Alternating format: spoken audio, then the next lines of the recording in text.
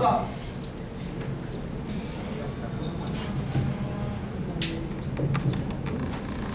Boa noite a todos. Meu nome é Diego Muscoff. Muscoff, bonito esse nome, hein, Diego? Obrigado. Obrigado pela introdução, Rogéria. Como ela disse, eu sou arquiteto, eu não sou terapeuta e eu sou leigo no tema psicologia, no tema de terapias. Mas isso me dá uma relativa vantagem em relação aos terapeutas. Por quê? Eu senti viés. Exatamente. Tá descompromissado. Perfeitamente. Vocês já procuraram um terapeuta? Alguém já procurou um terapeuta ou faz terapia? Como é que geralmente a gente procura? A gente fala com os amigos, a gente lê uma revista e acha um tema interessante, a gente fala com um profissional da saúde, e todos esses vão ter um campo limitado de atuação, vão ter um viés ou uma opinião parcial. O teu amigo vai indicar um ou dois terapeutas que ele conhece. A revista vai tratar sobre uma ou outra abordagem. E um profissional da saúde, um psiquiatra, vai indicar uma pessoa que ele confia. E eu não tenho esse problema. Eu estudei diversas abordagens, eu mesmo tenho contato com terapias desde 2011, estudei algumas, tive contatos com outras e conversei sobre terceiras. Então eu posso aqui explanar tranquilamente sobre todas, sem me aproximar e sem fazer lá grande juízo de valor, diferente de uma pessoa que está mais imersa. Eu comecei com terapia em 2011 e não foi um evento único que fez com que eu começasse a terapia. Foi uma sucessão de eventos que pesaram muito na minha vida. Eu sou de Porto Alegre, eu me considerava uma pessoa bastante atlética, eu fazia esporte quase todos os dias, eu morava com os meus pais, eu tinha uma família estruturada, eu tinha uma namorada com quem eu planejava me casar e eu tinha um grupo de amigos na cidade. Em 2009 eu passei num concurso aqui para o Rio de Janeiro e eu achei que essas coisas fossem tranquilamente ser absorvidas. Eu cheguei na cidade, a cidade do Rio de Janeiro é muito divertida, mas já na chegada, nos primeiros meses, eu comecei a sentir falta de dividir isso com aqueles amigos que eu tinha desde a pré-escola. Depois, logo em seguida, passados 5 meses aqui no Rio de Janeiro, a minha mãe teve um câncer de pâncreas. Para quem não sabe, é um dos cânceres mais arrasadores que existem. A chance dela continuar viva era de 5%. Eu estava longe, eu não tinha contato direto e eu tinha muito medo que as informações não estivessem chegando em mim direito, tivessem mentido, afinal eu estava longe. Mais ainda, passado um ano, eu não consegui trazer minha namorada para o Rio de Janeiro, ela não podia vir, então a gente acabou um relacionamento que deixou minha vida um pouco mais vazia e com falta de companhia. Uma das formas de compensar isso, eu falei que eu era atleta, era praticando cada vez mais atividade esportiva. Eu estava tentando me recuperar de qualquer forma. E o resultado foi que eu desenvolvi lesões crônicas no joelho, eu não podia mais correr, e no ombro, eu não podia mais jogar vôlei. Então os pedacinhos de Diego, do que o Diego se reconhecia, foram sendo desfeitos um a um. E isso culminou quando eu fui enviado para o Japão para fazer um trabalho. Eu passei 6 meses no Japão e eu ia justamente fazer um estudo sobre um acordo. O governo brasileiro e o governo japonês queriam muito que esse acordo saísse e a sociedade brasileira era muito contra o acordo. Eu fiquei muito ansioso porque a decisão que eu desse, o meu parecer, seria fundamental para o rumo que aquele acordo sairia. E isso seria publicado em fóruns internacionais. A ansiedade, eu comecei a duvidar inclusive da minha capacidade de decidir e fazer esse relatório, foi tamanha que eu tive uma coisa chamada burnout, síndrome de burnout. Alguém já ouviu falar? Já. Ou já teve? Já. Inclusive no Japão, os japoneses têm uma coisa similar que eles chamam de karoshi, né? Que é um negócio que em casos de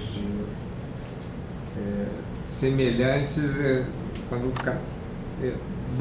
burnout traduzido ao pé da letra, queima total. É transbordamento. Burnout é transbordar. O nível de ansiedade, de estresse vai chegando num ponto, a tua cabeça não dá conta, tu não consegue mais gerar hormônios ou sensação de alívio, e tu não consegue mais tirar aquela preocupação da cabeça.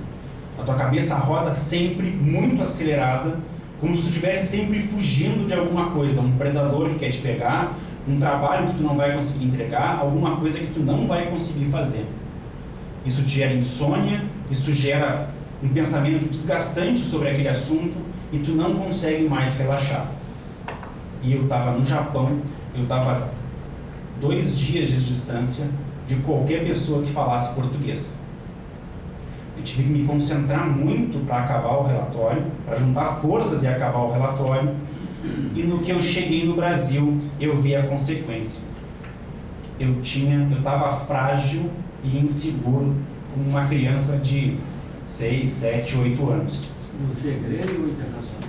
Eu sou gremista. Piorou mais ainda. Pior ainda. Naquele período, o Inter tinha sido campeão mundial. Então isso foi realmente a gota d'água. E os 5% da sua mãe final? Minha mãe está bem, obrigado. Mas na época que eu estava no Japão, ela estava fazendo quimioterapia ainda. Eu sei, isso. Pâncreas é arrasador. É arrasadora. Quando eu cheguei no Brasil, eu estava muito fragilizado. Estava frágil. Eu tinha medo de lidar com o meu chefe, tinha medo de lidar com a cidade, estava muito fragilizado. E tinha medo, inclusive, de lidar e conversar tranquilamente com os meus parentes e família, me abrir com eles. E aí que eu resolvi procurar uma terapia. E me deparei com uma coisa parecida com esse quadro. Para onde é que eu vou? O que disso aqui que eu vou escolher? O que pode trazer mais ou menos benefícios? O que se encaixa comigo? E eu vim justamente falar para você sobre isso.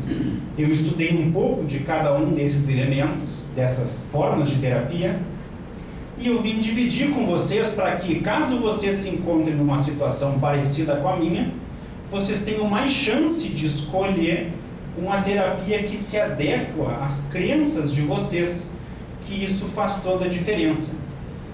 E caso vocês já façam terapia, deixa eu perguntar, quem não faz terapia e já pensou em fazer? Eu não sei. Não pensa em fazer? Não vejo necessidade. Vamos chegar lá. E quem aqui já fez terapia ou faz terapia? Eu já fiz. Se vocês fazem terapia, vai ser a chance de melhor conversar. Agora o dia, Só um pouquinho. eu vejo ali, ó, não tem, você escapou dela, da Haitiana, não tem Haitiana. Raixina não fiz. Você escapou. Escapei. E caso vocês já façam terapia, vai ser a forma de entender um pouquinho melhor o que o terapeuta de vocês está buscando, o que ele observa no comportamento de vocês, e vai estreitar a linguagem de vocês com o terapeuta de vocês. E assim vocês vão se comunicar melhor, traçar objetivos melhores e talvez chegar numa solução de uma forma mais fácil. E para começar, nós temos que aprender um pouquinho. A gente tem que saber diferenciar psicólogo, psiquiatra, terapeuta e psicanalista. Quem sabe? Todos? Sabe todos? Acho que sim. Me ajuda. Psicólogo, fez a faculdade de psicologia, Perfeito. seu marido pode até trabalhar em alguma área. Pode ser terapeuta ou não. Pode trabalhar com RH, pode trabalhar com questionários de personalidade, vocação, orientação profissional. Psicologia. Exato. Psicologia de esporte, etc. e tal. Perfeito. Psiquiatra é um médico. Isso. Uma especialização em psiquiatria. Perfeito. Fez medicina e depois passou 1 ano, 2, 3 como psiquiatra num ambulatório, tratando Eu doentes. vou discordar do terapeuta e psicanalista. Eles fazem essa diferença, mas não, eu não aceito. O psicanalista é um terapeuta. Perfeito, é exatamente isso. Qualquer um, para ser terapeuta, eu preciso ser psicólogo ou psiquiatra? Não. Não. Não precisa. Qualquer um, eu podia ser um terapeuta. Não é. Para ser terapeuta, eu tenho que ser psicanalista? Não, só se você tiver formação em psicanálise. Exatamente. O psicanalista é um tipo de terapeuta. Exatamente. É um tipo de terapeuta que o que ele está olhando, o que ele está cuidando? O inconsciente. É isso que caracteriza o psicanalista. É o foco dele. É no Algumas psique. linhas terapêuticas também trabalham inconsciente, mas a psicanálise tem um Foco ali. maior. Não, a psicanálise ela influenciou diversas linhas. Isso eu vou abordar daqui a pouquinho. Não, é o pai, né? O Freud foi o pai de todas elas. Não, tem uma antes ainda, mas a gente já chega lá. Agora, o terapeuta ali não podia ser um guarda-chuva em cima de tudo isso? Podia, mas não necessariamente, porque o psicólogo não necessariamente é um terapeuta. Não, perfeito. Qualquer um deles não necessariamente precisa ser um terapeuta. Isso. O terapeuta pode trabalhar em todas essas áreas aí. Pode. Ele não pode nunca receitar se ele não for médico. É só porque algumas pessoas não sabem essas diferenças. O único daqui que receita remédio é o psiquiatra. Psiquiatra. Que bom, foi o público mais. Achei que eu não fosse pegar uma galera tão ciente do que era. E qual é a diferença dessas abordagens? Um pequeno histórico do que a gente vai conversar aqui. É quase um resumão. Os gregos, faltou uma palavrinha, filosofia grega, entendiam que o ser humano se dividia em 2 grandes corpos, digamos. O corpo físico e o corpo espiritual, que envolvia a mente e espírito. Eles não tinham essa diferenciação entre mente e espírito, físico e espiritual. E a cultura oriental também tinha uma visão muito parecida. Existia o corpo físico e existiam os outros elementos espirituais todos. E isso foi assim por muito tempo. Depois, claro, se desenvolveu o conceito de mente, mas ele continuou muito envolto com o espírito. E isso foi assim até Descartes criar um método científico. Veio Descartes e disse: só é ciência se tu puder formar hipóteses e essas hipóteses puderem ser comprovadas cientificamente através da repetição. Um grupo de psicólogos, e então, na filosofia grega, começou o estudo da psique, que é o estudo da alma e de sua relação com o corpo e a percepção da realidade. Envolvia mente e espírito. E aí veio Descartes e falou: só é ciência aquilo que pode efetivamente ser estudado. E alguns psicólogos começaram a buscar o efeito científico da psique. Temos a corrente estruturalista e a funcionalista.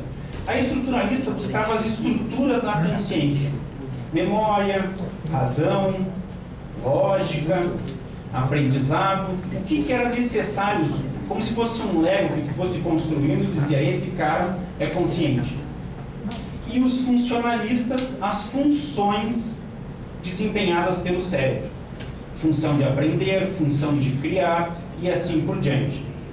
Até que veio um cara fantástico chamado Freud e viu que tem uma coisa aí. Vocês estão estudando somente o consciente. Parte disso aí é inconsciente. A gente não tem acesso de uma forma normal como conversa. E aí começamos com as linhas de terapia atuais, as que tem no cotidiano. Os psicanalistas, então, seguem essa visão do Freud de ter a mente e o inconsciente. Um outro grupo chegou e disse: desculpa, eu discordo disso. O inconsciente não é algo mensurável ou que a gente consiga ver como ciência. A única coisa que pode ser efetivamente científico e mensurado é o seu comportamento. É essa via behaviorista, behavior de comportamento. Eles se baseavam, por exemplo, num experimento feito com cães. Vocês já lembram disso, sabem desse experimento? Pavlov. Esse mesmo. Eles pegaram e davam ração para o cachorro, e 5 minutos antes de dar a ração, eles começaram a tocar uma sineta. Todo mundo conhece já? Já. E o cachorro, então, Comportamento condicionado. quando ia dar o alimento, tocava uma sineta antes. Tocava a sineta, dava o alimento. Tocava a sineta, dava o alimento. Daqui a pouquinho, o simples fato de tocar a sineta já fazia os cães salivarem. Comportamento condicionado. Psicologia comportamental. Depois chegou um outro grupo e disse, cara, isso para animais funciona perfeitamente. Mas o ser humano tem uma percepção totalmente diferente. Imaginem o caso em que um casal briga e se separa. Um fica triste chorando, o outro sai para fazer festa. Por quê? Porque um saiu para comemorar e o outro saiu para chorar. O ato em si, ele é um ato amoral, ele não tem significado nenhum, ele simplesmente existe. A interpretação desse ato pelo ser humano é que faz toda a diferença quando ele for interpretado pela mente. Ou seja, as pessoas percebem, as pessoas têm cognição diferente sobre os fatos. Então, temos a doutrina cognitivista. A partir daí vem mais um conceito. Se a pessoa consegue perceber diferente, o mesmo fato, um divórcio, pode ser para um benéfico e para outro um problema, por que a gente não ensina todo mundo a tirar proveitos e ensinamentos de todas as ações? Por que a gente não ensina que o sofrimento é necessário, a alegria é necessária, a solidão é necessária, o medo, todos esses sentimentos são necessários à formação de cada um de nós. E são coisas totalmente humanas. Somente o ser humano consegue tirar significado de todas essas coisas. É o que prega a teoria humanística. Por isso o nome humanístico. Porque eles acreditam que, diferente dos animais, nós conseguimos tirar benefício de tudo. Por causa do raciocínio. E raiva todo mundo sente. A diferença é o que cada um faz quando sente raiva. Exatamente. Ou interpreta esse momento. Medo todo mundo sente. A diferença é como cada um lida com o medo. Então, por exemplo, essa parte dessa interpretação é o chamado humanismo. Exatamente. Então, por exemplo, eu tenho um colega de trabalho que é muito chato. Vive me implicando. Qualquer pessoa, entre aspas, o instinto seria ficar bravo, ficar chateado, ficar deprimido. Um ser humano pode dizer, essa é a chance que eu tenho de trabalhar a minha capacidade de perdão. Eu vou trabalhar com isso, isso é uma coisa necessária para a minha vida e eu posso tirar um proveito disso para o meu futuro. Somente humanos têm, segundo essa teoria, essa capacidade, por isso humanista. Vocês perceberam que até agora a gente está fatiando o ser humano? Físico e mental, só consciente, inconsciente, só consciente, só o que eu percebo, só a parte boa. Chegou um grupo e disse, peraí, vocês estão pegando só um pedacinho do ser humano. Cadê a alma? Cadê o corpo? Cadê a troca de energia com o meio? Cadê as outras sensações todas dos ancestrais, da espiritualidade? E aí temos as teorias ou as terapias holísticas, que tentam ver todo o ser humano em conjunto. Todos esses vários corpos que a gente tem ou pode ter, estão nessa última terapia. E é sobre cada uma delas que eu vou falar um pouquinho mais aprofundadamente no decorrer da noite. Espero que vocês gostem e espero que participem sem problema nenhum. Podem trazer experiência, eu tenho certeza que vocês já participaram de uma ou mais dessas abordagens. Começando pela mais famosa delas, a psicanálise. Os psicanalistas, o foco deles está no inconsciente. Eles acreditam que a maior parte do que nós somos, pensamos e do que nós cremos deriva de lá. Todo mundo já viu essa figura aqui, não? É a ponta do iceberg, é o consciente e o resto tudo é inconsciente. E a nossa mente se divide entre o id, ego e o superego. Todo mundo conhece? Alguém não conhece ainda? Não conhecem? O id seria aqueles impulsos mais íntimos que tu tem. Aquele teu instinto de fazer tudo. Seria um diabinho do mal falando no teu ouvido: vai lá, seja egoísta, faça assim, não tem problema, põe você na frente. O superego seria o anjinho do bem, bonzinho. Ele vai lá e vai dizer: tá aqui o desenhozinho, o anjinho do mal, do bem, e você no meio. Ele vai te tolhindo, dizendo: não faz não, pô, olha só, coitada daquela pessoa, isso vai contra os padrões culturais, não faça isso.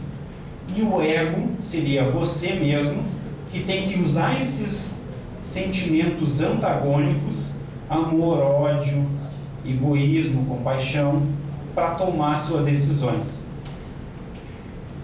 E essa teoria considera então que existem esses determinantes emocionais no inconsciente e eles vão aflorando com o tempo, eles são muito fortes, tu não consegue controlar, e com isso surgem os grandes conflitos existenciais que nós temos, inclusive problemas mentais, problemas físicos, entre outros. Existe a manifestação disso.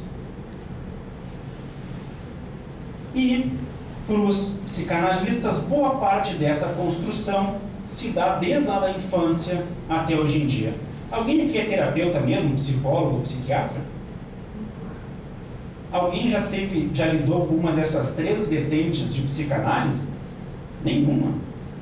Freudiana, junguiana? Humanista existencial. Humanista existencial? Nossa, eu não trouxe aqui. Não, você falou do humanismo.